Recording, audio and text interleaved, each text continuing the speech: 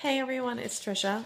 It's my third video, and this week I just kind of a reminder that my internship is at an organization called Castle Create, and it's inside of a castle, which is really cool and exciting. And I'm there on Tuesdays and Fridays, and I've been doing individual therapy, and I have one client that I will be doing family therapy with starting, I think, on Friday. So that's exciting. And also, I have just now started a writing group because a lot of the stuff at my internship focuses a lot on creative expression and using the arts to help with the healing process. And so I know we have one of the other interns does music therapy, and that's so, so cool.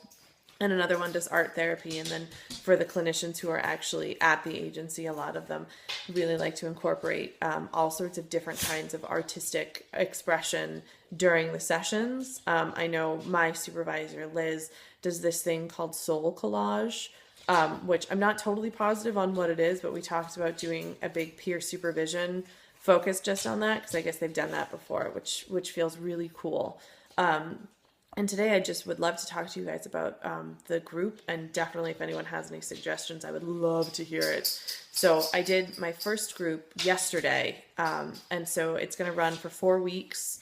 But except next week is an off week because the women, the group itself is doing, having a speaker come and talk to them about breast health. So after next Tuesday, it'll be 3 Tuesdays in a row, and it's a kind of a creative writing group. The group of women that I'm working with are all homeless, and they are staying in this shelter called Angie's Place in Manchester, New Hampshire, and all of them also struggle with substance use and abuse issues.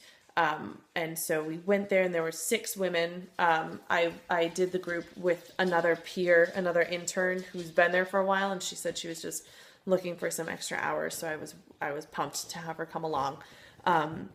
And I talked with my supervisor about what to have them write about initially.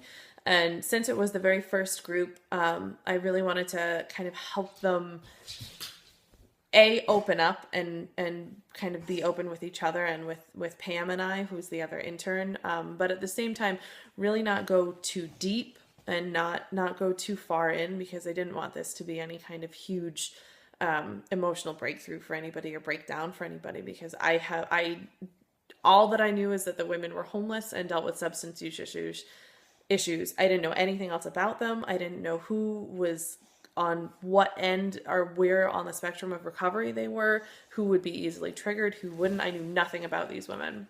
So we got there were 6 of them, and I had decided to do kind of focus this week on mindfulness, and which is really interesting because I just read an article for another class that I'm taking on substance abuse about how great mindfulness is when working with substance abuse.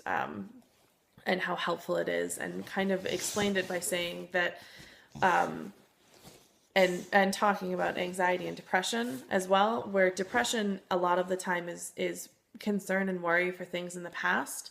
Anxiety is concern and worry for things in the future, and being mindful allows you to kind of stay in the present and stay in this current moment.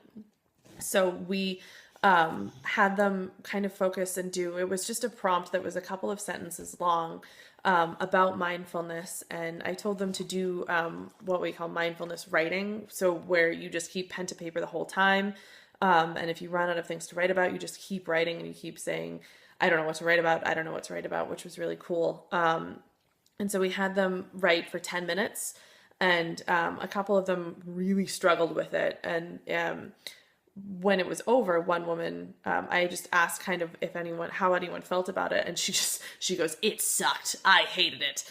And I was like, that's great. I was really happy to have the feedback. Later on in the session, she apologized, and I told her there was absolutely no need for it, because I would far rather have genuine feedback than keep coming back for things, with things that they weren't interested in. So I'm just about running out of time. So my question for you guys is, do you have any suggestions on a writing group or running a group and trying to kind of keep it positive while also helping and supporting those who are in the group.